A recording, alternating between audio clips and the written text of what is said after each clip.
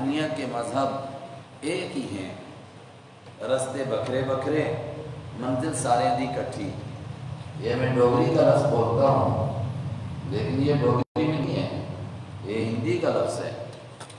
رستے انیک منزل ایک، رستے الگ الگ ہیں منزل ایک ہے، اور مختلف زبانوں میں اس کو اپنے انداز سے تعبیر کیا جاتا ہے۔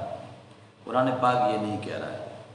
قرآن پاک وحدت ادیان یعنی سارے دین ایک ہی بات بتا رہے ہیں، یہ نہیں کہہ رہا ہے۔ وحدت دین کہہ رہا ہے کہ دین ایک ہی ہے سب کا، اور پہلے دن سے لے کر آج تک ایک ہی ہے۔ لیکن ہوا کیا، آدم علیہ السلام اللہ کے نبی تھے، ظاہر ہے انہوں نے اپنے بیٹوں کو اللہ کی توحید کی تعلیم دی تھی، لیکن جو بعد کے ادوار گزرے تو ان کے اندر شرک کے جراثیم پیدا ہوتے رہے۔ اس کو ہم اس طرح آسانی سے سمجھ سکتے ہیں کہ ابراہیم علیہ السلام نے جس طرح کھل کر اللہ کی توحید کی دعوت دی، قرآن پاک نے جس طرح ان کی دعوت کو پیش کیا، اس طرح کسی دوسرے نبی کی دعوت کو پیش نہیں کیا۔ مگر اس کے باوجود حضرت ابراہیم علیہ السلام کو ماننے والے عرب کے لوگ جو اپنے آپ کو ابراہیمی کہتے تھے، جو اپنے آپ کو اسماعیلی کہتے تھے، جو اپنے آپ کو حنفاء، ابراہیم علیہ السلام کی ایک صفت تھی حنیف، سب سے کٹ جانے والے، اللہ کے دین کے ساتھ جڑ جانے والے، اپنے آپ کو حنیف کہتے تھے، مگر 360 خانہ کعبہ کے اندر رکھے ہوئے تھے۔ اور بخاری شریف کی حدیث میں نے بار بار آپ کو سنائی، جب مکہ فتح ہوا اور آپ نے اندر سے ساری مورتیاں نکالی تو 360 تو اس نوز باللہ اللہ کے گھر کو بت خانہ بنا رکھا تھا، بت تھے، لیکن حضرت ابراہیم علیہ السلام، حضرت اسماعیل علیہ السلام اور حضرت مریم، ان تینوں حضرات کے بخاری کے مطابق ان کے فوٹو بنائے ہوئے تھے دیوار پر، اور حضرت ابراہیم اور حضرت اسماعیل کے ہاتھ میں ایک تیر دے رکھا تھا کہ یہ فال نکالنے کا تیر ہے، وہ فال نکالا کرتے تھے۔ یہ بھی شرک کا ایک طریقہ ہے فال نکالنے کا۔ تو وہ ابراہیم علیہ السلام جنہوں نے اپنا ملک چھوڑا عراق، جنہوں نے اپنے ملک سے ہجرت کی اللہ کی توحید کے لیے، ان کی اولاد اس کے باوجود کہ کہتے ہم ابراہیم علیہ السلام کو مانتے ہیں، مگر کس قدر شرک کے اندر ڈوب گئے کہ بخاری کی روایت میں تو ان کے فوٹو تھے، اور بعض روایتوں میں ہے کہ نہیں، ان کے بھی باقاعدہ مجسمے تھے، ان کی بھی باقاعدہ مورتیاں بنائی گئی تھیں اور ان کی بھی پوجا ہوتی تھی۔ اللہ اکبر! تو قرآن کیا بتائے گا اس صورت میں؟ یہ بتائے گا کہ دین ایک ہی تھا پہلے دن سے۔ قرآن کوئی نیا دین نہیں بتا رہا ہے، البتہ جو اس میں لوگوں نے ملاوٹ کی تھی اس ملاوٹ کو الگ کرتا ہے اور سچے دین کو پیش کرتا ہے۔ اور یہ بات میں نے عرب کے لوگوں کی کہی، آپ اپنے برادران وطن سے پوچھ لیں، ان کے ہمیں یہی ملے گا۔ جب ان کی اصلی مذہبی کتابوں میں ویدات میں گھس جائیں گے تو معلوم ہوگا وہاں تو توحید کی دعوت تھی، لیکن پھر 33 کروڑ کہاں سے آ گئے؟ یہ اسی طرح لوگ اس میں ملاوٹ کرتے رہے، اور ہر مرنے والا جو نئے پیدا ہونے والے تھے ان کے لیے خدا بنتا رہا۔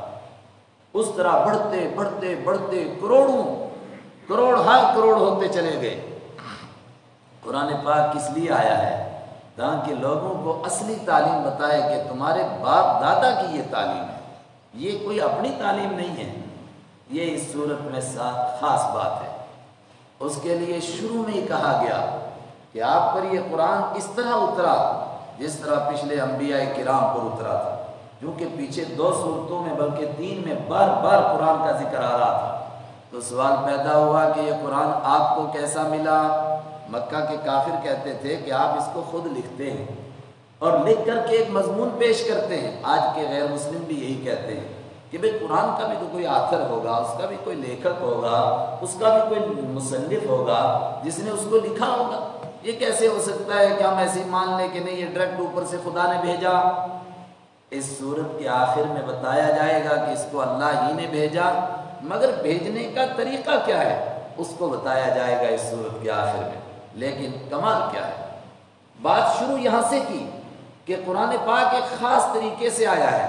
کیوں؟ اس لیے کہ اللہ کی کچھ خاص صفات ہیں. اس کی ایک صفت ہے وہ عزیز ہے، وہ غالب ہے. اس کی ایک صفت ہے وہ حکیم ہے، حکمت والا ہے. اس کی ایک صفت ہے العلیم، وہ بلند و بالا ہے. اس کی ایک صفت ہے عظیم، وہ عظیم تر ہے، بہت بڑا ہے. یہ انسان اس کی حیثیت کیا ہے کہ اللہ سے باتیں کرے؟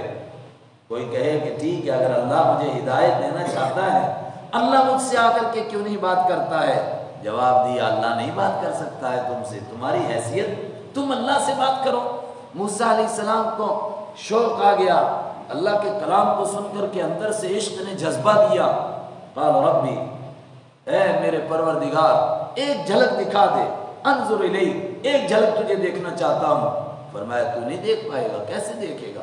ولیکن انظر الی الجبل، تو اس پہاڑ کو دیکھ، فإن استقر مکانہ فسوف ترانی، اگر یہ پہاڑ اپنی جگہ رہا تو مجھے دیکھ سکے گا. لیکن فلما تجلی ربہ للجبل، جب پروردگار کی ایک تجلی پڑی پہاڑ کے اوپر، جعلہ دکا، اس کو اس تجلی نے ریزہ ریزہ کر دیا.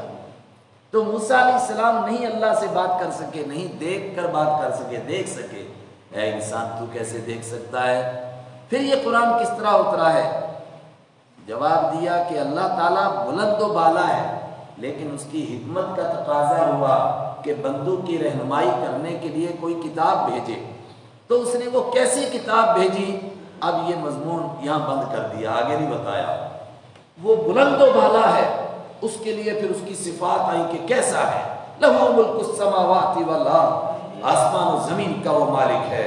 اس کے ساتھ کوئی بات کرے، پوری کائنات کا خالق ہے. یوں یہ باتیں چل پڑی. اور قرآن کیوں اترا؟ اس کے لیے پھر بیچ میں کہا کہ ہم نے جس طرح پہلے پیغمبروں کو کتاب دی تھی اس طرح آپ کو بھی دی ہے. کیسے دی؟ آخر میں جا کر کے آپ کو بتایا گیا اس طرح دی ہے. اس کے طریقے کیا ہیں، کس طرح وحی آتی تھی.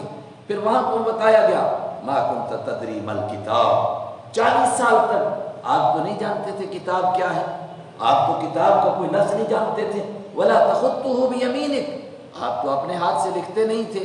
اذا لارتاب المبطلون، اگر آپ لکھتے ہوتے 40 سال تک، اگر آپ کوئی کتاب کی بات کرتے ہوتے تو پھر شک کرنے والے کہتے کہ اس نے خود لکھ ڈالی ہے. مگر آج تک تو آپ نے کوئی لکھنے کی بات، کوئی کتاب کی بات نہیں کی. پھر اچانک یک بیک آپ کس طرح بیان کرنے لگ گئے.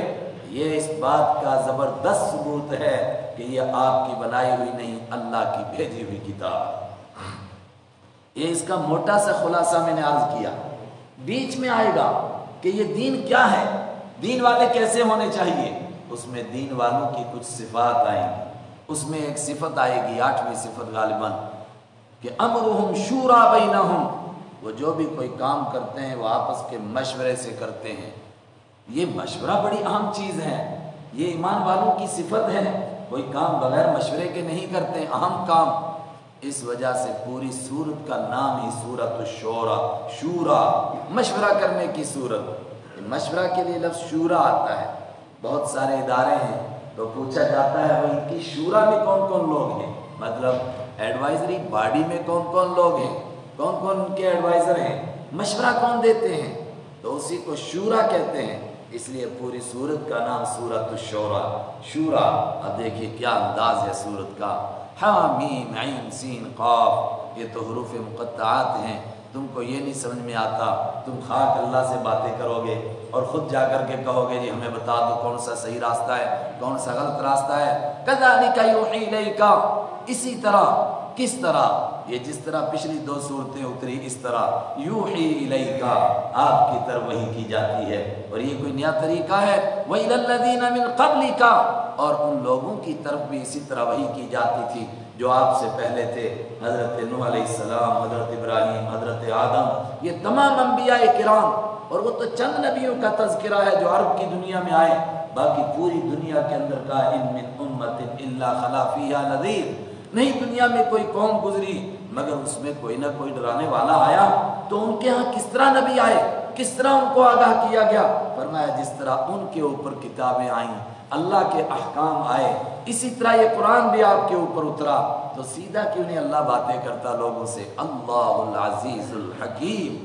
میں نے اس کو الگ کر کے پڑھا تھا کہ اس کی معنویت سمجھ میں آئے. اللہ وہ ہے العزیز جو غالب ہے، کس کی ہمت ہے اللہ سے بات کریں، لیکن غالب بے شک ہے مگر حکیم ہے، حکمت والا ہے۔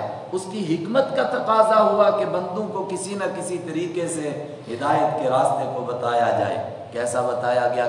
پہلے عزیز کیسا ہے، غالب ہے، زبردست ہے۔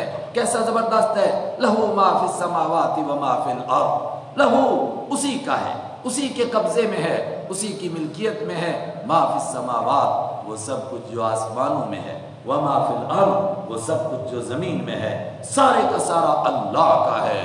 وہو العلی العظیم، دوسری اس کی دو صفتیں، وہ بہت بلند ہے، العظیم وہ بہت بڑا ہے۔ تیری ہمت تو اللہ سے باتیں کرے گا؟ بہت سارے مکہ کے کافر کہتے تھے اگر واقعتاً خدا ہم کو سیدھا راستہ بتانا چاہتا ہے ہمیں کیوں نہیں ملتا راستے میں؟ کسی گلی میں مل جائے خدا اور ہمیں آ کر کے بتا دے کہ یہ راستہ ٹھیک ہے یہ راستہ غلط ہے، تیری حیثیت تو ملے گا؟ اللہ کی شان کیا ہے، کتنا بڑا ہے۔ تکاد السماوات یتفطرن من فوقہن، تکاد السماوات قریب ہیں کہ سارے آسمان یتفطرن پھٹ جائے، من فوقہن اپنے اوپر سے۔ کس وجہ سے پھٹ جائیں؟ فرشتوں کی تسبیح سے، ان کے ذکر سے۔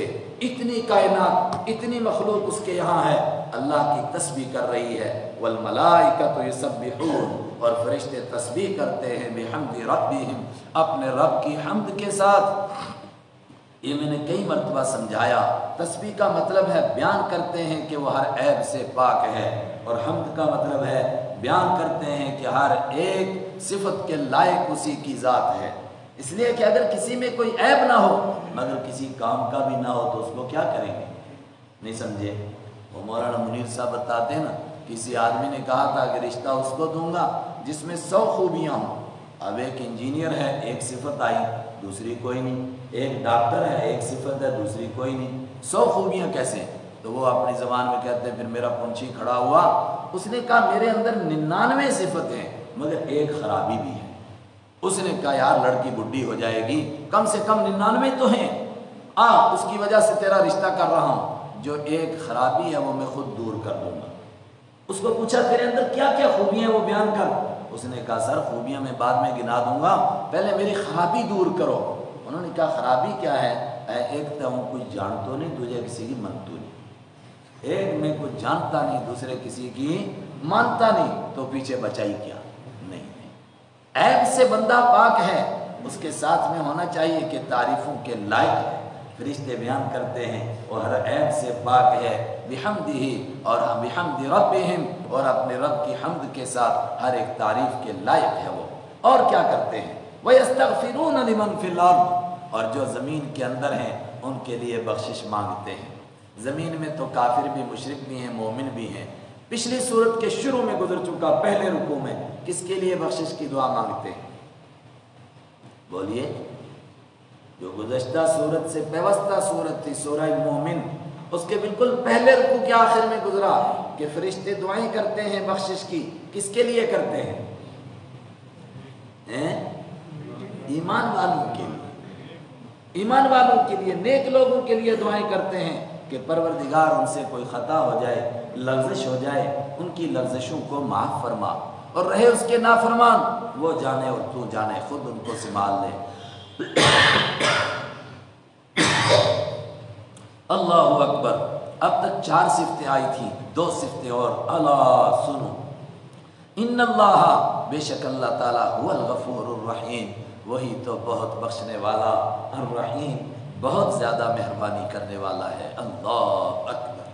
اس کے مغفرت کا تقاضا ہوا، اس نے فرشتوں کو بخشش کے لیے لگا دیا، اور اس کی رحمت کا تقاضا ہوا، اس نے انسانوں کی ہدایت کا انتظام کیا۔ سبحان اللہ۔ والذین اتخذوا من دونہ اولیاء، یہاں سانس توڑیے پھر آگے بات سمجھ میں آئے گی۔ اور وہ لوگ اتخذوا، جنہوں نے بنا رکھے ہیں، من دونہ، اللہ کے سوا، کون بنائے ہیں؟ اولیاء، اولیاء بنائے ہیں۔ اولیاء ولی کی جمع ہے۔ ولی کا کیا معنی؟ دوست بنا رکھے ہیں، اور کوئی اس کا اردو میں ترجمہ کرتا ہے رکھوالے بنا رکھے ہیں، لیکن میں آسان بات کہتا ہوں، اس کا ترجمہ کرو حاجت روا، مشکل کشا بنا رکھے۔ اللہ کے سوا دوسرے دوست بنائے ہوئے ہیں، उन्हीं को वो हाजत रवा और मुश्किल कुशा समझते हैं। वो जो भी उन्होंने बना रखे हैं, सुनो, अल्लाह हफीजुन अलैहिम, उन पर अल्लाह ताला निगरानी करने वाला है। जिसको अल्लाह ना देना चाहे, वो जिनको मर्जी हाजत रवा मुश्किल कुशा कहते रहे, वो किसी को कुछ नहीं दे सकते। अल्लाह ताला हफीजुन अलैहिम, उन पर निगरानी करने वाला है, देख रहा है। अल्लाह की मर्जी के बगैर वो किसी को कुछ दे सकते? कहते नहीं जी, कोई छीन कर भी दे देता है, कौन दे सकता है? वमा अंत अलैहिम बिवकील, अल्लाह निगरानी करने वाला है, तो फिर ऐसे जालिमों को हलाक क्यों नहीं कर देता? फरमाया ये उसका काम नहीं है, वो ढील देता है। बल्कि है मेरे पैगंबर, आपको भी मैंने जिम्मेदार बनाकर नहीं भेजा, आपका भी काम सिर्फ दावत देना है। आप बात कह दीजिए, उसके बाद कोई माने या ना माने, जो अक्लमंद होगा वो मानेगा। वमा अंत अलैहिम बिवकील, और आप उन पर जिम्मेदार नहीं हैं, आप वकील नहीं हैं उनके। वकील का माना कि सारे काम आपके हवाले हो जाएं और वो कुफ्र शिरक में मुब्तला हों और कल आपको जवाब देना पड़े। वकज़ालिका औहैना इलैका कुरआनन अरबिय्या, वकज़ालिका, और इसी तरह, किस तरह? जिस तरह ये सूरतें उतरी, जिस तरह पिछले पैगंबरों की तरफ वही आई, क्योंकि अल्लाह ताला एक एक बंदे से नहीं मिल सकता है, इसी तरह औहैना इलैका, हमने वही करके भेजा आपकी जानिब कुरआनन अरबिय्या, अरबी ज़बान में पढ़ी जाने वाली ये किताब, बार बार पढ़ी जाने वाली किताब। बिल्कुल शुरू में तज़किरा आ गया कुरान का। किस लिए आया है कुरान? मकसद क्या है इसका? लितुनज़िरा, ताकि आप आगाह करें, डराएं, उम्मल कुरा, बस्तियों की माँ को, बस्तियों की माँ को, मरकजी बस्ती को, सेंट्रल प्लेस को, आप यहाँ के रहने वालों को डराएं। तो कौन है दुनिया की मरकजी बस्ती? इस पर बहुत लोग एतराज़ करते हैं कि मक्का मुकर्रमा तो दुनिया के सेंटर में नहीं आता है, लेकिन ये एतराज़ करना ही बेहुदा है। क्यों? जब माना कि दुनिया गोल है, तो गोल को किसी जगह बोलो ये सेंटर है, तो चारों तरफ से वहीं पहुँचेगा ना। लेकिन हम उसको मरकज़ी बस्ती किस लिहाज से कहते हैं? हदीस में है, जब ज़मीन बनी तो यहीं से कायनात को फैलाया गया, ये मरकज़ी बस्ती बनी, फिर यहाँ से दुनिया फैली और क़यामत के करीब भी फिर ईमान यहाँ सिमट कर वापस आएगा। उम्मुल क़ुरा, बस्तियों की माँ मक्कातुल मुकर्रमा को आप आगाह करें। वमन हौलहा, और उन लोगों को जो इसके इर्द गिर्द हैं। और जाहिर सी बात है, जब किसी चीज़ को गोल मानेंगे और एक उसका सेंटर मान लिया, तो उसके इर्द गिर्द क्या हो गया? पूरी दुनिया, फिर कोई चीज़ बाकी बचेगी नहीं। ये कुरान पूरी दुनिया के लिए है। अल्लाहु अकबर। वतुनज़िरा यौमल जमअ, किस बात से लोगों को आगाह करें? और आप आगाह करें लोगों को यौमल जमअ, ऐसे दिन से जिसमें इनको इकट्ठा किया जाएगा, वो जमा किए जाने के दिन से जिसमें सब उसकी अदालत में जमा होंगे। ला रैब फी, जिसमें कोई शक नहीं है। लेकिन अल्लाहु अकबर, ये कैसा इकट्ठा होने का दिन है? आदमी फेल होता है, फिर कुछ ना कुछ मौके उसको बाकी मिलते हैं कि नहीं जी आप मेहनत कर लो, सप्लीमेंट्री एग्ज़ाम दे दो, बाद में दे दो, अगले साल पास कर लो, उससे अगले साल पास कर लो। नहीं, ये कितना ख़तरनाक दिन है। फ़रीक़ुन फ़िल जन्ना व फ़रीक़ुन फ़िस सईर, एक तबका उस दिन सीधा जन्नत में गया, एक तबका जहन्नम में चला गया। जो जन्नत में चला गया वो हमेशा के लिए, जो जहन्नम में चला गया वो हमेशा के लिए। कितना ख़तरनाक दिन है। अल्लाहु अकबर। आदमी सोचे थोड़ी देर के लिए, अगर मेरे लिए इधर का फैसला हो गया, क्या बनेगा, क्या बचेगा पीछे? फ़रीक़ुन फ़िल जन्ना व फ़रीक़ुन फ़िस सईर। अल्लाह हम सबको जन्नत नसीब फरमाए, जहन्नम से अपने करम से हमारी हिफाजत फरमाए। वलौ शाअ अल्लाहु लजअलहुम उम्मतन वाहिदा, एक बड़े सवाल का जवाब, क्या अल्लाह ताला इंसानों को खुद क्यों नहीं मुसलमान बना देता? अगर अल्लाह ताला चाहे तो सबको बना सकता है खुद ब खुद ही। मतलब जिस तरह फरिश्ते अल्लाह की फर्मा बरदारी करते हैं, नाफरमानी कर ही नहीं सकते, इंसानों को भी वैसा बना दे, सब के सब मुसलमान बन जाएं। जवाब दिया, फिर इंसान की पैदाइश का मकसद फोत हो जाएगा। फिर तो फरिश्ते मौजूद हैं, इंसान को तो पैदा इसलिए किया गया, इसको दोनों ताकतें दी गई, उसके बाद इनको छूट दे दी। अब इस तरीके को अपना या इस रास्ते को अपना, अगर उसको मजबूर करके मुसलमान बना दिया गया, जबरी तौर पर बना दिया गया, फिर इम्तिहान किस चीज़ का रहा? अब इतने बेवकूफ़ वो लोग हैं जो कहते हैं इस्लाम ज़बरदस्ती फैला। بھئی ہم کہہ رہے ہیں زبردستی سے مسلمان ہو ہی نہیں سکتا ہے، اللہ نے کسی کو زبردستی مسلمان بناتا، اور کوئی کیسے بنا سکتا ہے؟ وَلَوْ شَاءَ اللَّهُ، اور اگر اللہ تعالیٰ چاہتا لَجَعَلَهُمْ، تو بنا دیتا ضرور بضرور ہم، ان سارے لوگوں کو امۃ واحدہ، ایک ہی جماعت بنا دیتا ہے، ایک جماعت، لیکن وہ کیا کرتا ہے؟ وَلَكِنْ يُدْخِلُ مَنْ يَشَاءُ فِي رَحْمَتِهِ، لیکن وہ اپنی رحمت میں داخل کرتا ہے جس کو چاہتا ہے، وَلَكِنْ يُدْخِلُ مَنْ يَشَاءُ، لیکن جس کو چاہتا ہے اس کو اپنی رحمت میں داخل کرتا ہے، اور کس کو نہیں کرتا؟ فرمایا ظالموں کو، جو خود ظلم کرتے ہیں۔ اور 7ویں پارے میں سورہ انعام میں ایک آیت ہے کہ وہ لوگ جنہوں نے ایمان قبول کیا اور اپنے ایمان کے ساتھ ذرا سے ظلم کی ملاوٹ نہیں کی، ان کے لیے جنت ہے۔ جب یہ آیت نازل ہوئی تو صحابہ کرام گھبرا گئے۔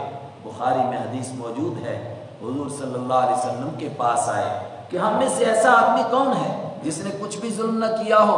کچھ نہ کچھ ظلم تو ہر بندے سے ہو جاتا ہے۔ آپ نے فرمایا کہ سورہ لقمان کی آیت کی طرف تمہارا دھیان نہیں گیا ہے؟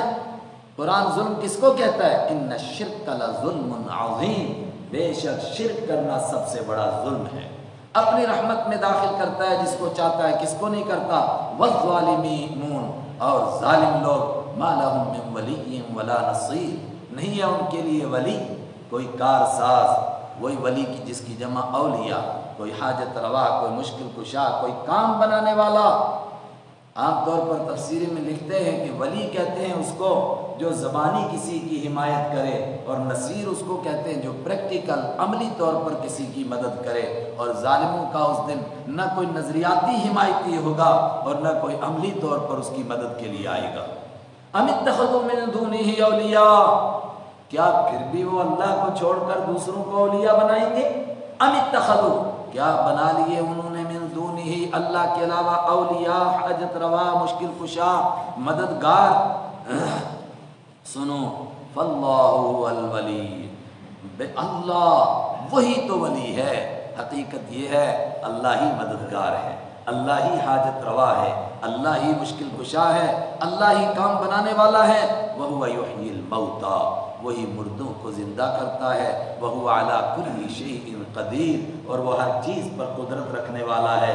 تم نے جن کو ولی بنا لیا، حاجت روا، مشکل کشا، مددگار، وہ کیا کر سکتے ہیں؟ اپنے آپ کو مرنے سے نہیں بچا سکے، وہ تمہاری خاک مدد کریں گے۔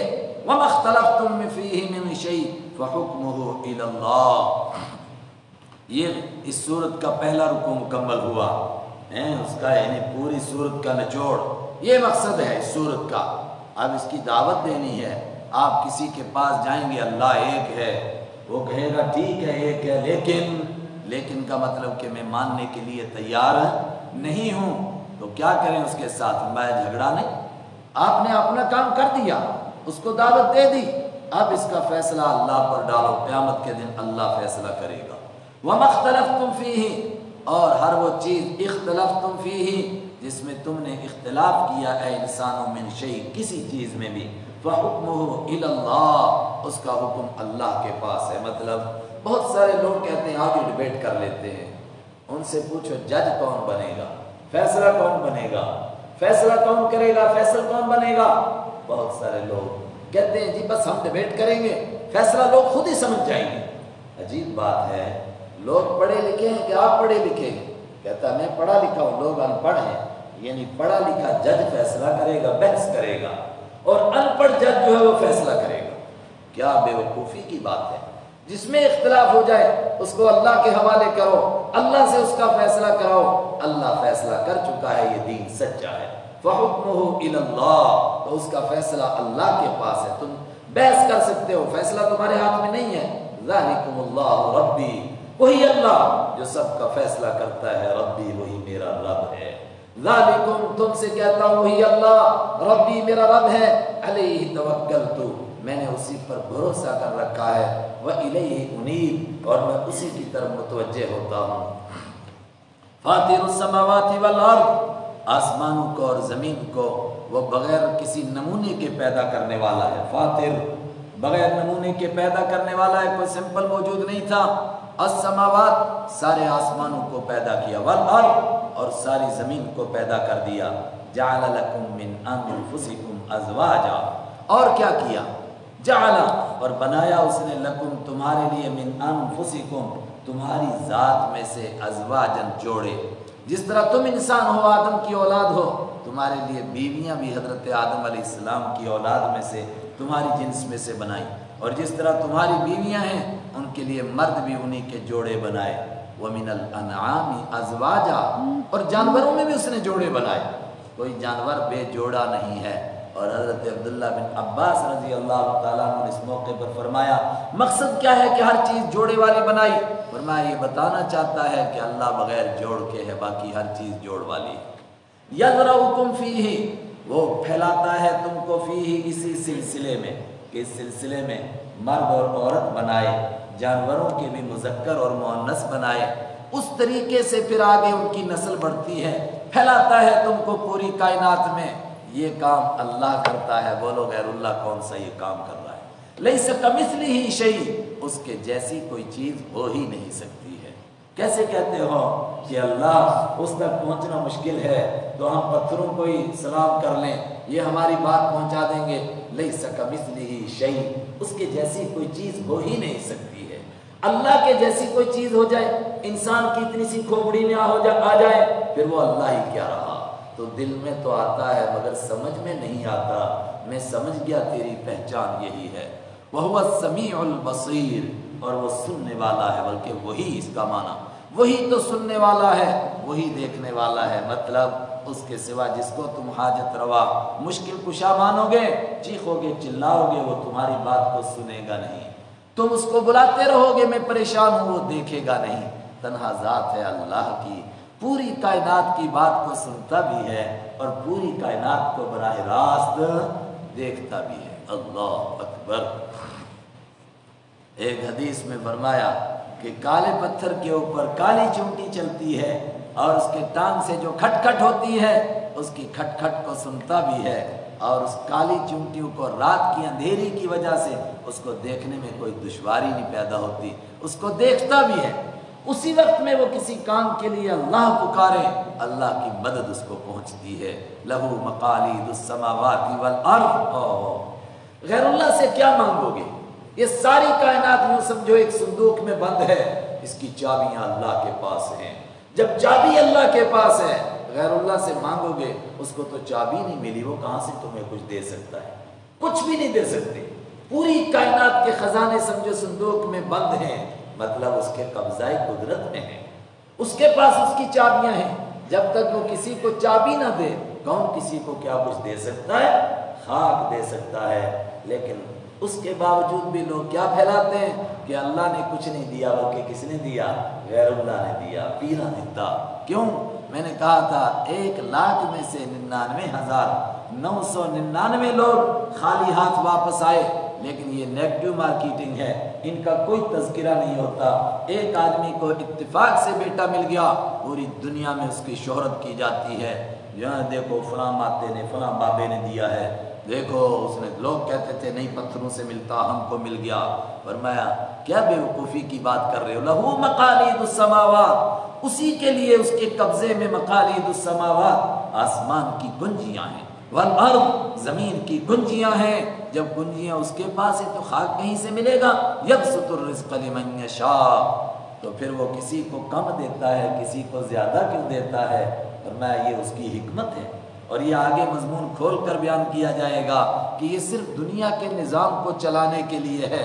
کوئی مزدور بنے، کوئی مستری بنے، کوئی بابو بنے، مکان بنانے کے لیے اگر سب کو برابر کر دیا جاتا لبغوا فی الارض، تو یہ تو زمین میں ادھم مچا دیتے۔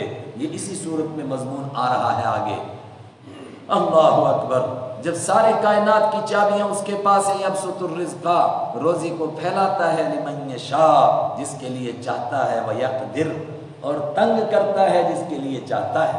لیکن میں نے پیچھے بھی کہیں بتایا تھا کہ یقدر کے اصلی معنی ناپ کر دیتا ہے، تنگ نہیں دیتا، سب کو ہے، کوئی بھوکا نہیں مرتا ہے۔ البتہ کسی کو کہتا ہے تو بھی کھا، تیرا بیٹا بھی کھائے، پوتا پڑپوتا تڑپوتا کھاتے جو، لیکن پھر پکڑ آئے گی میری طرف سے۔ کسی کو کہتا ہے آج کھا کل خدا، آج کھا کل خدا، ایک دن کا ملتا ہے دوسرے دن کا نہیں۔ صحابہ میں سے حضرت ابو ذر غفاری رضی اللہ تعالیٰ یہی ذہن رکھتے تھے کہ جس کے پاس ایک وقت کی روٹی ہو اس کو دوسرے وقت کی روٹی کو بچا کر رکھنا ناجائز ہے۔ اگر کوئی بچا کر رکھتا ہے تو اس کا ایمان خطرے میں ہے، اس کا مطلب وہ اللہ پر بھروسہ نہیں کرتا ہے۔ یہاں ایک بڑی زبردست بات، اللہ کے پیچھے نام آ رہے ہیں نا، سب سے پہلے کیا ہے؟ العزیز، الحکیم، العلی، العظیم، الغفور، الرحیم۔ یہ نام ولی، نصیر، یہ ایسے نام تھوڑے ہیں۔ اب اس پر غور کرو نا، یہاں اللہ کا کیا نام آیا؟ انہ بکل شیء علیم، وہ ہر چیز کو جاننے والا ہے۔ مطلب کس کی روزی کم کرنی ہے، کس کی زیادہ کرنی ہے، کس کو گداگر بنانا ہے، کس کو شہنشاہ بنانا ہے، کس کو گداگری سے تخت پر بٹھانا ہے اور کس کو تخت سے اتار کر کے سڑکوں پر چکر کٹوانا ہے، دھول چٹوانا ہے۔ علیم، جانتا ہے۔ جو لوگ ملازمت کرتے ہیں ان کو معلوم ہے، کبھی بندے کی ٹرانسفر ہو جاتی ہے مگر اس کے کاغذ نہیں جاتے، بعض دفعہ 6 مہینہ بیچارے کو تنخواہ نہیں ملتی ہے۔ اللہ کے یہ نہیں ہے، ایک آدمی یہاں ہے، ایک لمحے میں وہ دوسرے ملک میں چلا گیا، روزی وہاں پہنچ گئی۔ اور وہ میں نے پرندے کو کہا تھا پونچھ، وہ بمبے کے سمندر میں جا کر اس کے ریت میں انڈے دیتی ہے، وہاں بھی اللہ کو معلوم ہے اب یہ وہاں پہنچ گئی ہے، روزی وہاں پہنچے گی۔ فضا میں اڑ رہی ہے، چلتے ہوئے اس کو کیڑے مل رہے ہیں، روزی وہاں پہنچ گئی۔ کشمیر میں آ کر کے اترے گی، روزی اس کی وہاں پہنچے گی۔ انہ بکل شیء علیم، وہ ہر چیز کو جاننے والا ہے۔ یہ کہنے کی ضرورت ہی نہیں کہ خدایا تیرا ایک بندہ مسجد میں بیٹھا بھوکا مر رہا ہے، شاید آپ کو پتہ نہیں چلا۔ اللہ اکبر، اللہ کو بتا رہے اس کو نہیں پتہ چلا؟ پوری کائنات کو، کتنی کائنات ہے اللہ ہی جانتا ہے۔ وہ بعض لوگ کہتے ہیں نا 18,000 مخلوق، یہ غیر ایمان والوں کا خیال ہے، ہمارے یہاں ایسی کوئی روایت نہیں ہے۔ قرآن پاک کیا کہتا ہے؟ یخلق ما لا تعلمون، وہ پیدا کرتا ہے جو تم کو پتہ ہی نہیں، تم کس مخلوق کو جانتے ہو، تمہیں تو چند چیزیں معلوم ہیں۔ اور ایک روایت کے مطابق کہ جتنی مخلوق ہے اس کا چوتھا حصہ سمجھو زمین پر ہے، نہیں 40واں حصہ، اور 60% حصہ اس کا سمندر میں ہے، اور قیامت سے پہلے مخلوق ختم ہونی شروع ہو جائے گی۔ اس میں فرمایا سب سے پہلے یہ ٹڈی ختم ہوگی۔ ٹڈی سمجھتے ہیں جو یہ ناچنے والی ٹڈی نہیں، وہ جو پرندے سے تھوڑی چھوٹی ہوتی ہے اور وہ ایک دم پڑتی ہے تو پورے کے پورے علاقے کے غلے کو چٹ کر جاتی ہے، ہم اس کو اپنی زبان میں سلیا کہتے ہیں۔ اب مختلف زبانوں والے سمجھو وہ کیا چیز ہے۔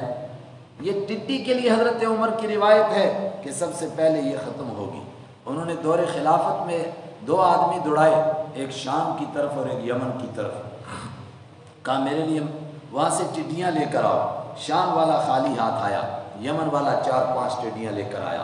جیسے وہ ٹڈیاں واپس آئیں حضرت عمر سجدے میں گر گئے، الحمدللہ۔ لوگوں نے پوچھا کیا ہوا؟ کہا میں ڈر گیا تھا قیامت تو نہیں آنے لگی، چونکہ حضور نے فرمایا تھا قیامت سے پہلے ٹڈی ختم ہو جائے گی، تو ابھی ہے ٹڈیاں، اس کا مطلب کہ ابھی قیامت نہیں آئے گی، چونکہ میں کئی سال سے ٹڈیوں کو نہیں دیکھ رہا تھا۔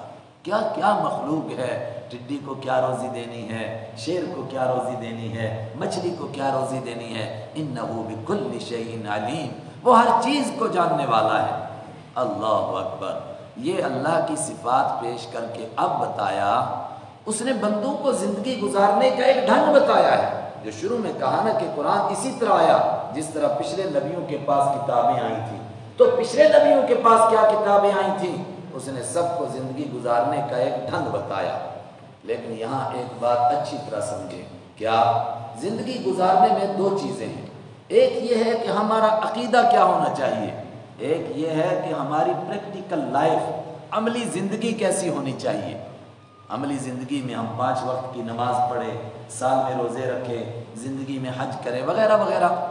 اب یہ 2 چیزیں ہیں۔ عقیدہ تو جب سے کائنات بنی ہے تب سے لے کر قیامت تک ایک ہی رہے گا۔ ایسا نہیں کہ آدم علیہ السلام نے کہا وہ ایک خدا ہے اور بعد میں کسی نے کہا انہیں 1.5 بھی چل جائے گا، نہیں، ایک ہی خدا۔ عقیدہ سب کا ایک۔ البتہ عملی زندگی کس طرح گزارنی ہے، وہ ہر دور کے لحاظ سے اس میں تھوڑی بہت تبدیلی ہوتی رہی۔ لکل جعلنا منہا شرعۃ و منہاجا، ہر ایک کے لیے ہم نے زندگی گزارنے کا ایک خاص طریقہ بتایا ہے۔ اس میں کیا ہے؟ موسیٰ علیہ السلام کے دور میں 5 نمازیں تھیں، وہ 2 نمازیں تھیں، ہمارے دور میں 5 نمازیں ہو گئیں۔ اسی طرح پچھلی قوموں کے یہاں سال میں 1 روزہ تھا محرم 10ویں تاریخ کا، ہمارے یہاں 30 روزے ہو گئے۔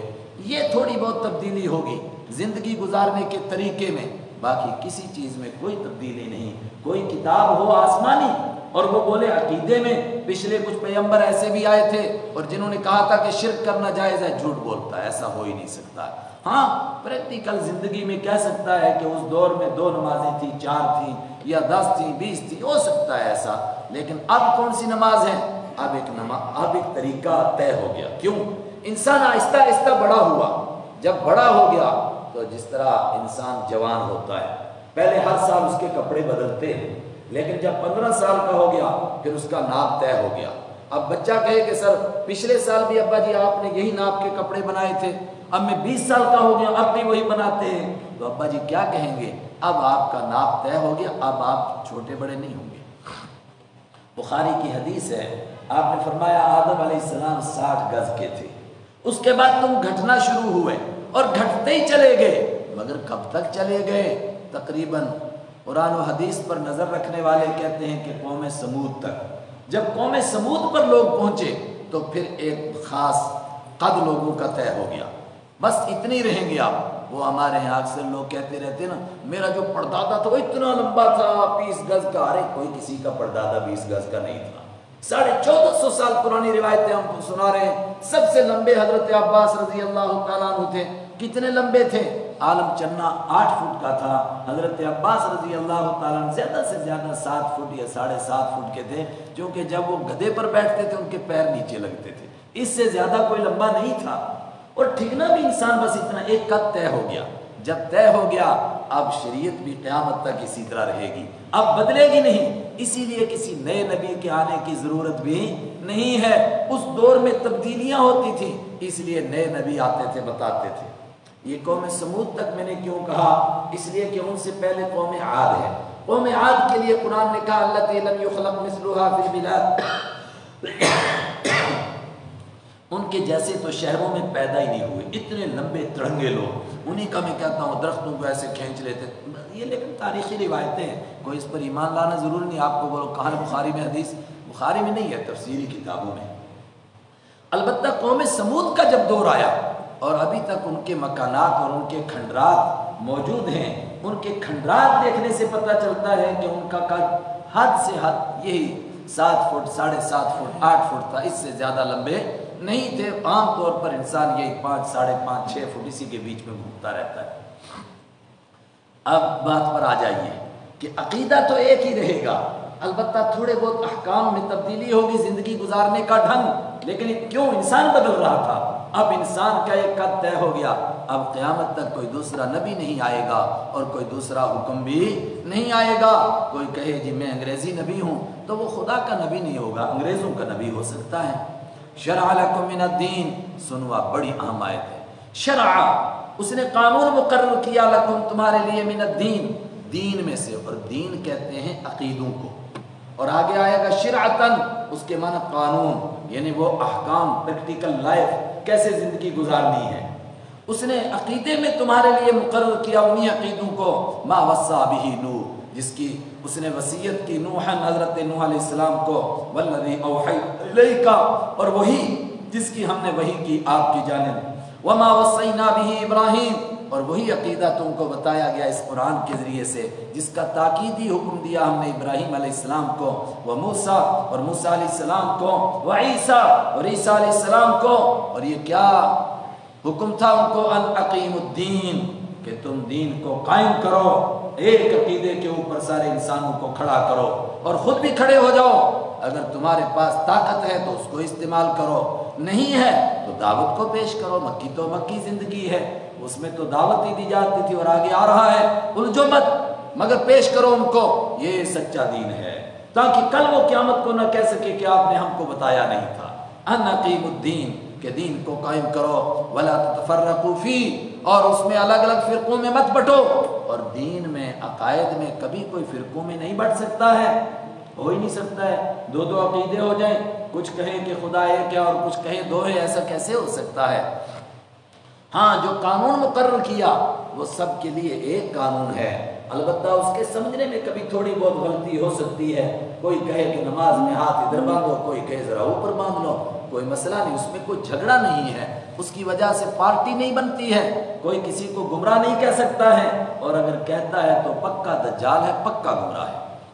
اس کو نہیں کہہ سکتا ہے بھائی ٹھیک ہے تو صحابہ میں بھی تھا, کوئی اتنا بڑا مسئلہ یہ نہیں ہے. وَلَا تَتَفَرَّقُوا فِيهِ, مثلاً کوئی زور سے آمین کہتا ہے, کوئی آہستہ کہتا ہے. آہستہ کہنے والا اپنے دلائل پیش کرتا ہے, زور والا بھی پیش کرتا ہے. دونوں سے پوچھو, اگر آہستہ کہیں گے تو نماز میں کوئی خلل, کہتے ہیں کوئی نہیں. اگر کوئی کہے گا خلل آئے گا, اس کا مطلب اس کے دماغ میں خلل ہے, وہ جانتا ہی نہیں اصول کو. اور اگر نہیں کہیں گے زور سے کوئی خلل کا, کوئی بالکل نہیں. ہم تو یہی کہتے ہیں کہ آہستہ کہنا بہتر ہے, زور سے کہیں گے تب بھی نماز ہو جائے گی, وہ کوئی جھگڑے کی بات نہیں. وَلَا تَتَفَرَّقُوا فِيهِ, اور مت اس میں فرقے بناؤ. كَبُرَ عَلَى الْمُشْرِكِينَ مَا تَدْعُوهُمْ إِلَيْهِ, یہ چیز بھاری ہے مشرکوں پر. مَا تَدْعُوهُمْ إِلَيْهِ, جس کی طرف تم ان کو بلاتے ہو. بہت اہم بات ہے. کیا مطلب؟ یہ بات الحمدللہ اگر آپ کو کبھی موقع ملے سورہ عنکبوت کا دوسرا رکوع پڑھیں, اس میں سمجھ میں آئے گی. ہر مشرک چلتا کہاں سے ہے؟ ہر ایک مشرک کسی دیوتا کے نام پر ایک پارٹی کھڑی کرتا ہے, فلاں پارٹی, میری پارٹی. پھر اس کے اوپر وہ پارٹی کو زندہ رکھنے کے لیے محنت کرتا ہے. جب تم ایک خدا کی دعوت دیتے ہو, ان پر بھاری گزرتا ہے. وہ کہتا ہے اس کا مطلب ساری پارٹیاں ختم اور ایک پارٹی باقی بچی. یہی تو سورہ صاد کے شروع میں ہم نے پڑھا تھا نا, اجعل الآلہۃ الہا واحدا, کیا اس نے سارے خداؤں کو مار کے ایک ہی چھوڑا؟ ان ھذا لشیء عجاب, یہ تو حیرتناک بات ہے.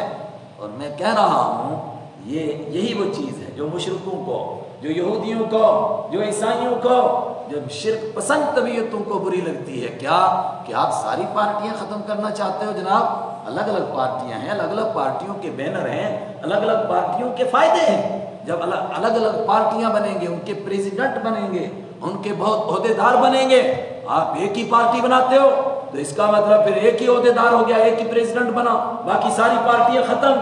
یہ بھاری چیز لگتی ہے مشرکوں کو. اللہ یجتبی الیہ من یشاء, بھاری لگتی ہے تو لگتی رہے. اللہ کھینچتا ہے اپنی طرف من یشاء, جس کو چاہتا ہے. اللہ یجتبی, یجتبی کے دو معنی, چن کر کے کھینچتا ہے. ایمان ایرے غیرے لتھو خیرے کو نصیب نہیں ہوتا ہے, چنتا ہے وہ, چن کر کے کسی کو ایمان نصیب کرتا ہے. سب ابو بکر و عمر و عثمان نہیں بنتے ہیں, اللہ چنتا ہے. چن کر کے یہدی الیہ یجتبی الیہ من یشاء, کھینچتا ہے اپنی طرف جس کو چاہتا ہے. اس پر اشکال ہوا کہ اگر کسی کو نہیں کھینچا, ابو جہل نہیں کھینچا, ابو لہب نہیں کھینچا, تو اس کی غلطی کیا ہے؟ فرمایا اس کی غلطی ہے وَيَهْدِي إِلَيْهِ مَن يُنِيبُ, اور اپنی طرف کھینچتا ہے, راستہ دکھاتا ہے, من ينیب, جو اس کی طرف آنا چاہتا ہے. ابو جہل آنا ہی نہیں چاہتا تھا. دنیا بھر کے جتنے نافرمان ہیں وہ اللہ کے دین کو سمجھنا نہیں چاہتے ہیں, ورنہ وہ ہم سے بڑے عقل مند ہیں, ہم سے زیادہ عقل و دانش رکھتے ہیں, ہم سے زیادہ قرآن کی تفسیر کر سکتے ہیں, مگر چلنا نہیں چاہتے ہیں.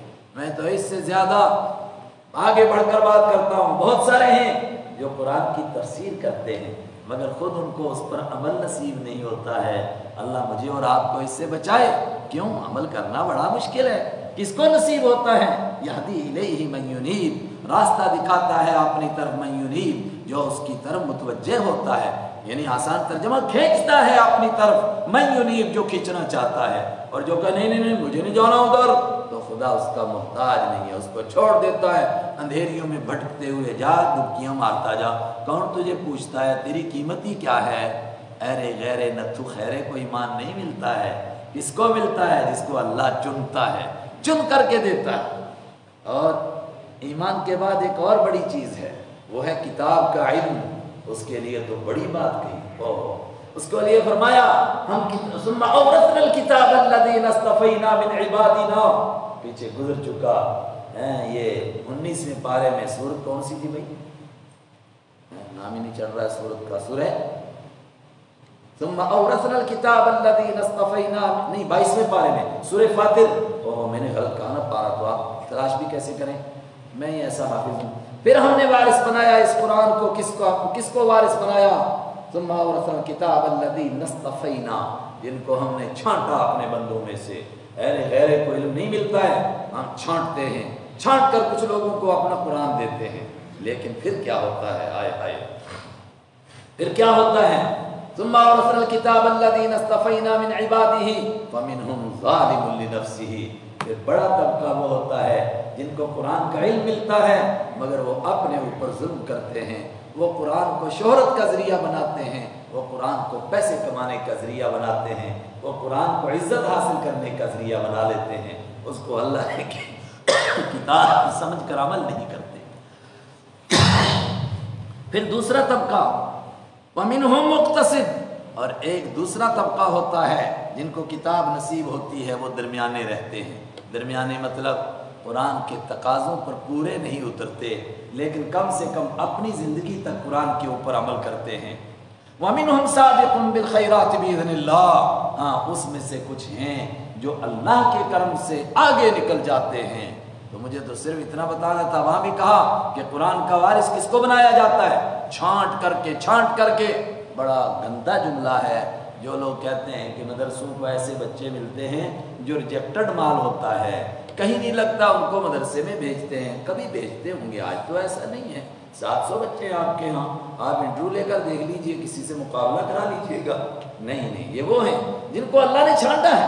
مگر اب ان میں سے 3 طبقے بنیں گے. ایک اپنے اوپر ظلم کرنے والا, اللہ ہم کو بچائے. دوسرا وہ جو بیچ میں رہے گا.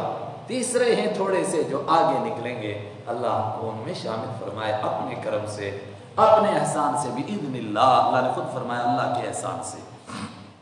تو اللہ تعالیٰ اپنی طرف کھینچتا ہے چن کر جس کو چاہتا ہے, مگر کس کو کھینچتا ہے, اس کی لاٹھی اندھے کی لاٹھی نہیں ہے. کہتے کیا ہوا, کہتے بس وہ بابا صاحب مار تو کسی کو رہے تھے, لاٹھی مجھے لگ گئی. پھر کیا ہوا, کہا بس پھر بہار آ گئی. بے ارادہ ہی جو ان سے نگاہ ٹکرا گئی, یوں ہی زندگی میں بہار آ گئی. بس پھر تو پیسوں کی بارش لگ پڑی, رشوت کے بھی, چوری کے بھی, سب آنے لگ گئے. اللہ کی لاٹھی اندھی لاٹھی نہیں ہے. وہ کس کو چنتا ہے, کھینچتا ہے, مگر کس کو یہدی الیہ من ینیب, اس کو ہدایت دیتا ہے جو اس کی طرف آنا چاہتا ہے. وما تفرقوا الا من بعد ما جاءهم العلم, اور جتنے لوگ دین سے باہر ہیں کیا وہ صرف جہالت کی وجہ سے ہیں؟ کہا نہیں, ان کے پاس علم ہے, معلومات ہیں, وہ جانتے ہیں اللہ ایک ہے, مانتے کیوں نہیں ہیں؟ ضد کی وجہ سے. وما تفرقوا, اور نہیں اختلاف کیا ان لوگوں نے جنہوں نے بھی اختلاف کیا دین سے, الا من بعد ما جاءهم العلم, مگر اس کے بعد کہ ان کے پاس علم آ چکا ہے, ان کو معلوم ہے میں غلط راستے پر چل رہا ہوں. کیوں چلتا ہے؟ بغیم بینہم, ضد کرنے کی وجہ سے. بس اس نے ایک پارٹی بنائی, اس کا مطلب میری پارٹی کمزور پڑ جائے گی. یہ پارٹیوں کو زندہ رکھنے کا طریقہ ہے, اس کے سوا کچھ نہیں ہے. ولولا کلمۃ سبقت من ربک, اور ایک بات اگر تیرے رب کی طرف سے پہلے سے طے نہ ہوتی. وہ بات کیا ہے؟ الی اجل مسمی, کہ ان کو ایک متعین مدت تک مہلت دی جائے گی. ابھی دنیا میں ان کو سزا نہیں دی جائے گی, یہ دنیا کرنے کی جگہ ہے, یہ سزا کی جگہ نہیں ہے. اگر یہ بات طے نہ ہوتی تو کیا ہوتا؟ فرمایا لقضی بینہم, ان کے درمیان فیصلہ کر دیا جاتا. کیا فیصلہ ہوتا؟ جو نافرمان تھے سب کے سب روئے زمین سے ختم کر دیے جاتے, فرما بردار زندہ رہتے. لیکن دنیا میں اس طرح وہ فیصلہ نہیں کرتا ہے. اگر کہیں پر ظالموں کو سزا ملتی ہے اس لیے کہ وہ حدوں کو کراس کر گئے تو تھوڑا جھٹکا دیا جاتا ہے, ورنہ دنیا کرنے کی جگہ ہے اس لیے ڈھیل دی جاتی ہے. اگر یہ بات طے نہ ہوئی ہوتی کہ ان کو ڈھیل دی جائے گی الی اجل مسمی, ایک متعین مدت تک, لقضی بینہم, تو ان کے درمیان فیصلہ کر دیا جاتا. وان الذین اورثوا الکتاب من بعدہم لفی شک منہ مریب. اس آیت کو, اس آخری ٹکڑے کو سمجھنے کے لیے پھر ایک مرتبہ ماضی کی طرف دیکھیے گا. کیا ہوا؟ ہر دور میں ہدایت کی کتابیں اتری, پھر لوگوں نے ان کتابوں کے نام پر پارٹیاں بنا لی الگ الگ, اور پھر آپس میں ضد شروع ہو گئی اور شرک میں پھنستے چلے گئے. اور نام تو لیتے تھے ہم ابراہیمی ہیں, ہم اسماعیلی ہیں, کوئی کہتا تھا ہم موسوی ہیں, کوئی کہتا تھا ہم عیسوی ہیں. حضرت عیسیٰ علیہ السلام کو مانتے ہیں, حضرت موسیٰ علیہ السلام کو مانتے ہیں, مگر کام سارے شرک کے کرتے تھے. اور یہ تو پہلے لوگوں کی بات ہے. اس کے بعد میں جو پیدا ہوئے, جو بعد میں آئے, وہ کیسے تھے؟ کہا وہ تو حدوں کو ہی کراس کر گئے. اردو کا محاورہ نا, بڑے میاں بڑے میاں چھوٹے میاں, سبحان اللہ. انہوں نے کیا کیا؟ کہا انہوں نے تو کتاب کی دھجیاں اڑا دی. اور بالکل میں انشاءاللہ ابھی آپ کو بتاتا ہوں کیسے اڑائی انہوں نے. ان الذین اورثوا الکتاب, پھر وہ لوگ جن کو کتاب کا وارث بنایا گیا, वारिस बनाया, मतलब मिन बादिहिम, उन बड़ों के बाद जिनको किताब मिली उनको किताब पर यकीन ही नहीं है। लफ़ी शक्किन मिन्हु मुरीब, वो किताब की तरफ से ऐसे शक में पड़े हुए हैं जिस शक ने उनको मुरीबिन, उलझाव में डाल दिया है, उलझन में है, उनको यकीन ही नहीं है कुछ। कैसे? मैं आपको फ़र्क बताता हूँ। यहाँ तो पहले लोग कहा गया जो मूसा अलैहिस्सलाम और ईसा अलैहिस्सलाम के ज़माने के लोग थे, उसके बाद के लोग थे, उन्होंने किताब में गड़बड़ करनी शुरू की, और जो बाद वाले पैदा हुए कहा इनको यकीन ही नहीं है किताब के ऊपर, ये तो भारी शक में पड़े हुए हैं। लेकिन उसके बावजूद आज के लोगों से वो फिर भी अच्छे थे, आज के लोगों से वो, बोलो, फिर भी अच्छे थे। ये बड़ी समझने की बात है, क्यों अच्छे थे। मिसाल देता हूँ, बुखारी में हदीस मौजूद है, असल में छठे पारे की एक आयत है, उसकी तफसीर में है। छठे पारे की आयत क्या है? अगर यहूदी और ईसाई आपके पास कोई मुकदमा लाएं, आप मजबूर नहीं हैं कि उनका फैसला करें, लेकिन अगर आप फैसला करें तो कुरान के मुताबिक फैसला कीजिए। और फरमाया कि ये आपसे फैसला नहीं करवाना चाहते हैं, असल तो ये किसी तरीके से हुक्म खुदाबंदी से भागना चाहते हैं। मसला क्या था? मसला ये था, खैबर के यहूदियों में एक शादीशुदा मर्द ने और शादीशुदा औरत ने एक दूसरे के साथ बदकारी की। औरत का भी शौहर मौजूद, मर्द का भी शौहर मौजूद था, उन्होंने बदकारी की। औरत के खानदान के लोग बड़े ऊंचे खानदान के थे। अब मुकदमा अदालत में पहुंचा, फला आदमी ने बदकारी कर दी है, और काजी के पास मुकदमा पहुंचा। जाहिर है काजी ने कहना है पत्थर मार मार के इनको मार दो। उनके पास यहूदियों ने मोटे पैसे पहुंचाए काजी के पास, बड़े बड़े लोग डाले बीच में, कोई राह बताओ यार, कोई तरीका बताओ। उन्होंने कहा देखो हमारी किताबों में लिखा है कि शादीशुदा अगर कोई बदकारी करे तो उसको पत्थर मार मार के मारो, मगर इसकी भी गुंजाइश है कि उसका मुंह काला करो और उसको गधे पर उल्टी सिमत बिठाओ और पूरे शहर में घुमाओ, हम ये दूसरे वाला हुक्म दे देते हैं। वो औरत के घर वालों ने कहा बहुत अच्छा, कितने पैसे चाहिए? अभी ये लेन देन हो रहा था तो बात फैल गई शहर में। काजी बिक गया, काजी समझ गया ना, जज बिक गया। जज जो है वो पैसे लेकर, रिश्वत लेकर ऐसा फैसला कर रहा है। जज बड़ा चालाक था, उसने कहा एक काम करते हैं, अब ये हम फैसला करना चाह रहे थे लेकिन तुम कहते हो कि हम ये पैसे लेकर फैसला करते हैं। बिल्कुल नहीं, अगर हम ये पैसे लेकर फैसला करते हैं तो आजमा लो। एक काम करते हैं, ये जो मदीना में मुद्दाई नबूवत हैं, जो कहते हैं मुझ पर वही आती है, इनके पास जाओ, इनसे मसला पूछो, ये भी यही मसला बताएंगे जो हम बता रहे हैं। उन्होंने ऐसा क्यों किया? उनके जहन में था ये नबी ये रहमत है, हर जगह मेहरबानी करते हैं, दरगुजर करते हैं, सबको माफ़ करते हैं। यो खैबर के यहूदियों ने मिलकर के आपको जहर दिया।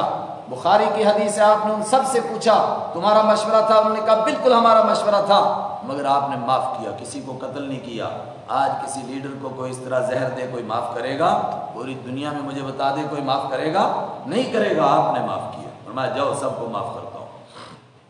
उनके जहन में था कि हुजूर माफ़ कर देंगे, लेकिन उनको नहीं मालूम था कि अल्लाह के जहाँ कानून आ जाए वहाँ अल्लाह के नबी कोई समझौता कर सकते। मक्का फतह हुआ, एक औरत ने चोरी की, औरत आपके सामने लाई गई, आपने फरमाया इसके हाथ कटेंगे। मक्का के लोगों ने कहा हम तो अभी अभी मुसलमान हुए हैं, यहाँ बोलते हैं जुमा से जुमा 8 दिन, उनको तो 8 दिन भी नहीं हुए थे। कहने लगे कल तो मुसलमान हुए हैं, अब इतना सख्त अहकाम हम पर नाफिज करोगे, कोई नरमी इख्तियार करो।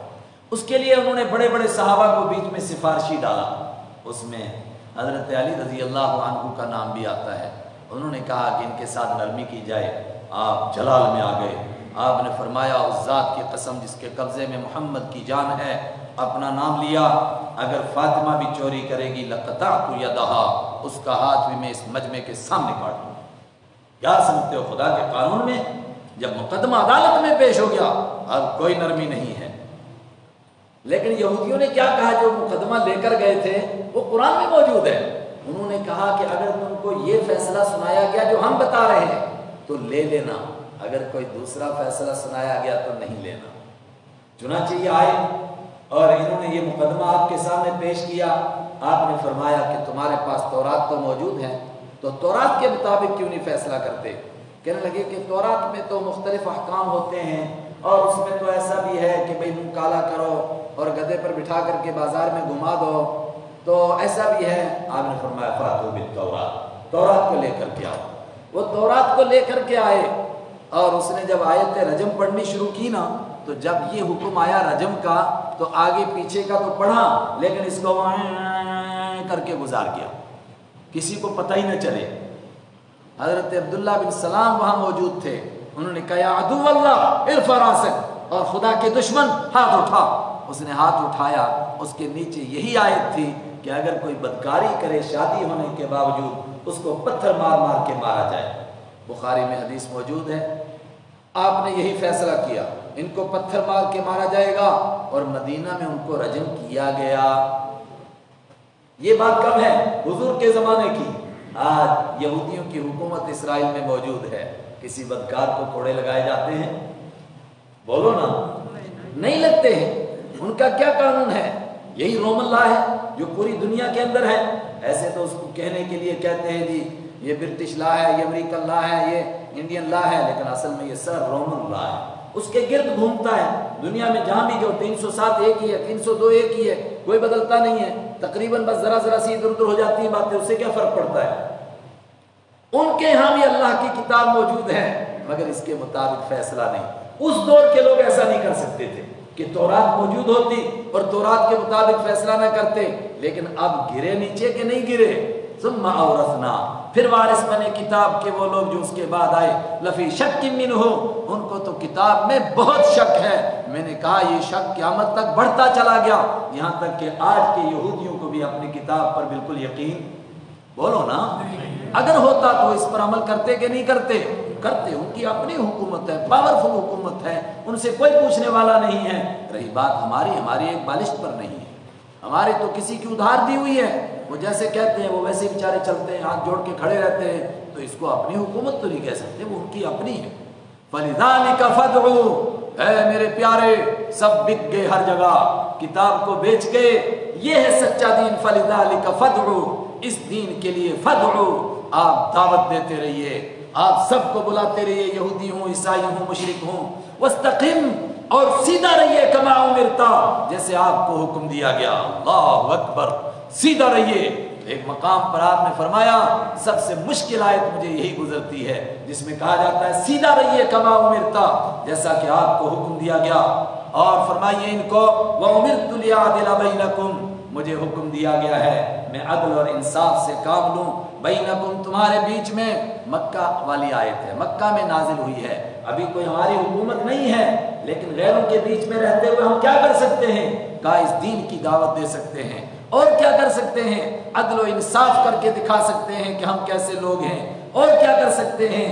فرمایا وَقُلْ آمَنْتُ وَلَا تَتَّبِعْ أَهْوَاءَهُمْ، اور ان کی خواہشوں کے پیچھے نہ چلیے، ان کی طرح نہ بنیے، ہوشیار رہیے، کہیں آپ کو یہ کھینچ نہ لیں۔ حضور کو کوئی کھینچ سکتا تھا؟ مت پیچھے چلیں آپ ان کی خواہشات کے، حضور چل سکتے تھے ان کی خواہشات کے پیچھے؟ پھر کیا کہا گیا ہے؟ آپ کو کہا گیا ہے، امت کو سنایا گیا ہے کہ جب میں اپنے نبی کو کہہ رہا ہوں کہ جب غیروں کے ماحول میں رہنا ہو ہوشیار رہو، کوئی طریقہ ان کا نہیں اپنا لینا، کوئی ان کی خواہش کو نہیں اپنا لینا، اور کیا کیجئے وَأُمِرْتُ لِأَعْدِلَ بَيْنَكُمْ، اور مجھے حکم دیا گیا میں حکم کروں، انصاف کروں تمہارے درمیان۔ اللہ ربنا وربکم، اللہ ہمارا بھی رب ہے اور تمہارا نہیں، بیچ میں چھوڑ گیا۔ وَقُلْ آمَنْتُ، اور آپ کہہ دیجئے میں ایمان لایا بما انزل اللہ، اس کے اوپر جو اللہ نے اتارا، من کتاب، کوئی بھی کتاب، تورات ہے، انجیل ہے، زبور ہے، جو آسمان سے اللہ نے کتابیں اتاری ہیں، جو ان کی اصل تعلیم تھی ہم ان کو مانتے ہیں، لیکن اگر کسی نے ملاوٹ کر دی ہم اس کے ذمہ دار نہیں ہیں۔ وَلَا تَتَّبِعْ أَهْوَاءَهُمْ، اور وَأُمِرْتُ، اور مجھے حکم دیا گیا لِأَعْدِلَ بَيْنَكُمْ، کہ میں تمہارے درمیان انصاف کروں۔ اللہ ربنا وربکم، اللہ ہمارا بھی رب ہے، اللہ تمہارا بھی رب ہے۔ اور پھر جھگڑا ہو جائے تو کیا کرو؟ نہیں نہیں، جھگڑا نہیں کرنا۔ لنا اعمالنا ولکم اعمالکم، کہہ دو ہمارے لیے ہمارے کام، تمہارے لیے تمہارے کام۔ لنا، ہمارے لیے اعمالنا، ہمارے اعمال، ولکم اعمالکم، तुम्हारे लिए तुम्हारे अमाल, जब हमने दीन को खोल कर समझा दिया, ला हुज्जत बैनना व बैनकुम, अब कोई झगड़ा नहीं रह गया हमारे दरमियान और तुम्हारे दरमियान, हमने बात साफ कह दी, अब झगड़ने की जरूरत नहीं।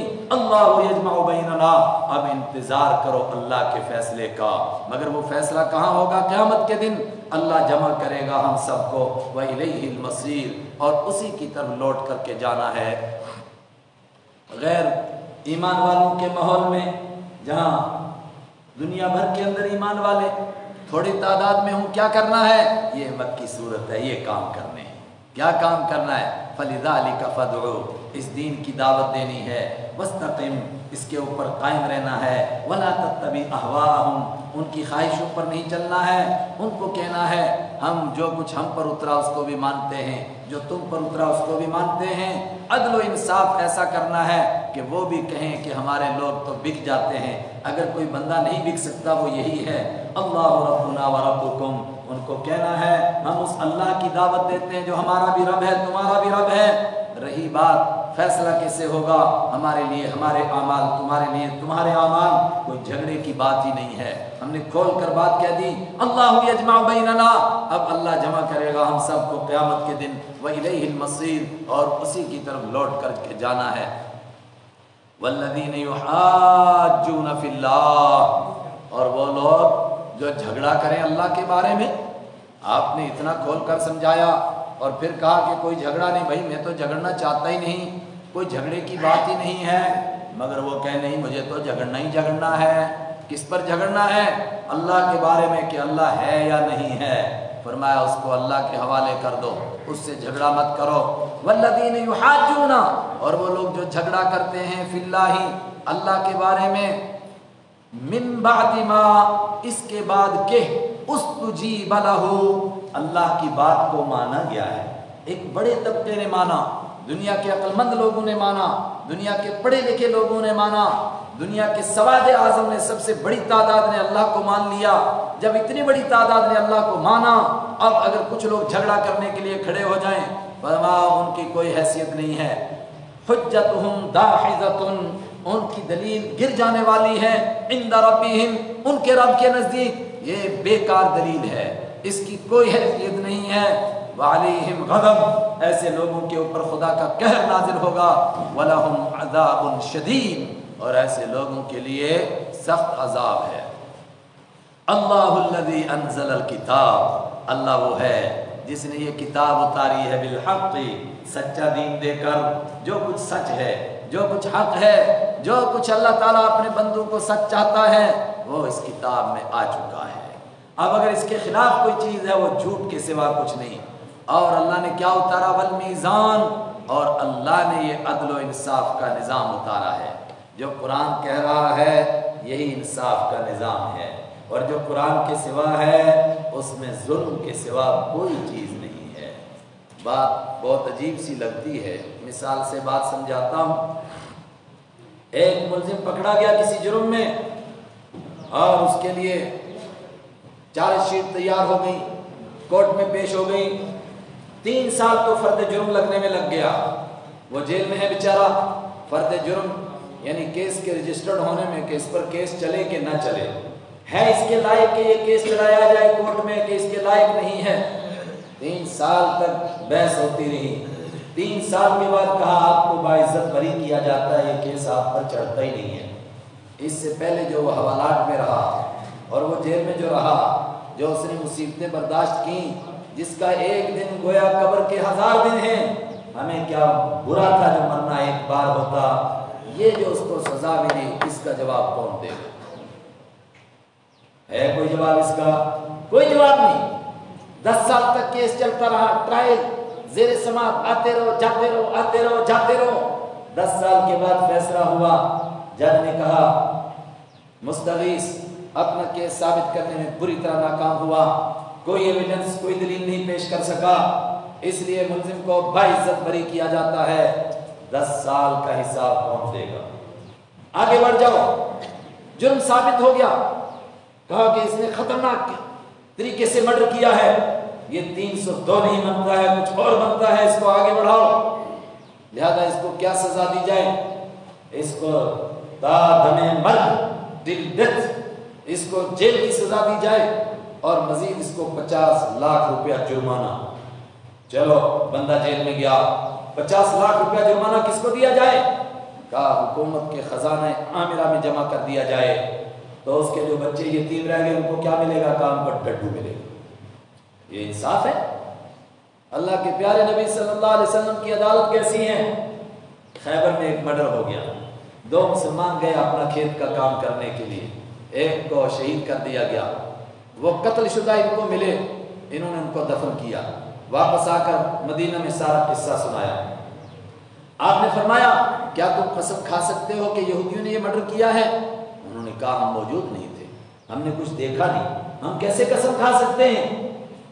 آپ نے فرمایا پھر قسم یہودیوں پر آتی ہے، ہم ان سے پوچھیں کہ تم نے یہ مرڈر کیا، یہودی تو 4 لاکھ جھوٹی قسمیں کھا جائیں گے، ویسے وہاں حدیث میں 50 ہی ہیں۔ آج کے یہودی 4 لاکھ کھائیں گے، اس دور کے 50 جھوٹی قسمیں کھا جائیں گے اور بری کر لیں گے اپنے آپ کو، پھر تم کو کیا ملے گا؟ انہوں نے کہا کچھ نہیں۔ فرمایا قتل سے دستبردار ہو جاؤ، اس کا ایک ہی حل ہے، دیت حکومت کے ذمہ ہے، ہم اس کی دیت ادا کریں گے یتیم بچوں کے لیے، البتہ قاتل کہاں گیا یہ ہم کو معلوم نہیں۔ مسئلہ طے ہو گیا۔ حکومت کے 3 کام ہیں، جان کی، مال کی، آبرو اور عزت کی حفاظت۔ جو حکومت جان کی حفاظت نہیں کر سکی، اگر وہ نہیں بتا سکتی کہ قتل کرنے والا کون ہے، اس کو خود دیت دینی ہے، اور اگر قتل کرنے والا معلوم ہو گیا وہ اس کے یتیم بچوں کو دیت دے گا۔ کتنے؟ 100 اونٹ یا 100 اونٹوں کی قیمت دے گا۔ کتنے کے بنیں گے؟ کم سے کم 50 لاکھ کے۔ باپ چلا گیا، بچے گزارا تو کریں گے، حکومت کے خزانے میں جمع کرتے رہو۔ اگر حکومت کو یہ معلوم ہوگا کہ 100 مرڈر شہر میں ہو جائیں، اس کی وجہ سے 5 کروڑ روپیہ آ جاتا ہے، تو حکومت مرڈر کرائے گی کہ بند کرائے گی؟ کرائے گی۔ مجھے نہیں اس پر بحث کرنی، میں تو صرف یہ کہہ رہا ہوں، اللہ کہہ رہا ہے یہ عدل والا نظام ہے۔ اس کا مطلب اس کے سوا جس راستے پر لوگ چلیں گے اس میں کہیں نہ کہیں جا کر کے آدمی کو پتہ چلے گا کہ ہم تو بڑا ظلم کر رہے ہیں، وہ سمجھیں گے اور خود مانیں گے ہم ظلم کر رہے ہیں۔ علیہم غضب، ان پر وہ نہیں، اللہ الذی انزل الکتاب، اللہ ہے جس نے کتاب اتاری حق کے ساتھ، والمیزان، اور ترازو اتاری ہے۔ ترازو کا مطلب عدل اور انصاف کا نظام، عدالت کا وہ ہوتا ہے نا ان کا خاص نشان، تو ان کے کیا ہوتی ہے؟ ترازو لٹکی ہوئی، کہ کیا کرتے ہیں ہم؟ تول کر کے انصاف کرتے ہیں۔ یہ سب سے پہلے ہم نے تصور پیش کیا کہ انصاف کا نام کیا ہے؟ ترازو۔ وما یدریک لعل الساعۃ قریب، اور یہ قرآن کیوں اترا، آپ کیوں آئے؟ فرمایا اس لیے کہ اب قیامت قریب آ گئی ہے۔ اور بہت سارے لوگ کہتے ہیں کہ اچھا کہاں ہے، آتی کیوں نہیں، ہم پر وہ عذاب کیوں نہیں آتا؟ یستعجلوا، جلدی مانگتے ہیں، بہا، اس قیامت کو، الذین لا یؤمنون بہا، جو اس کو مانتے نہیں، والذین آمنوا، اور وہ لوگ جو مانتے ہیں، مشفقون منہا، وہ اس کا نام سن کر کے گھبراتے ہیں، آئے آئے، وَيَعْلَمُونَ، اور وہ جانتے ہیں، أَنَّهَا الْحَقُّ، کہ یہ بالکل سچی بات ہے، الا سنو، ان الذین یمارون فی الساعۃ، جو لوگ شک کرتے ہیں قیامت کے بارے میں، انا بے شک، الذین جو لوگ، یمارون شک کرتے ہیں، فی الساعۃ قیامت کے بارے میں، لفی ضلال بعید، وہ کوئی ڈاکٹر ہو، پروفیسر ہو، انجینئر ہو، دنیا کا کوئی بہت پڑھا لکھا بندہ ہو، وہ پرلے درجے کی گمراہی میں پڑا ہوا ہے۔ اللہ لطیف، خدا اس کا بیڑا غرق کیوں نہیں کرتا؟ اللہ لطیف، اللہ بڑا مہربان ہے، بعبادہ، اپنے بندوں پر ایسے ناہنجاروں کو بھی مہلت دیتا ہے۔ مہلت ہی نہیں دیتا، یہ اس کی زمین پر چلتے ہیں، اس کو آنکھیں دکھاتے ہیں، مگر یرزق من یشاء، وہ روزی دیتا ہے جس کو چاہتا ہے، لیکن ڈھیل دے رہا ہے، ورنہ وہ القوی العزیز، وہ بڑا طاقت والا ہے، العزیز، سب پر غالب ہے۔ صدق اللہ مولانا العظیم۔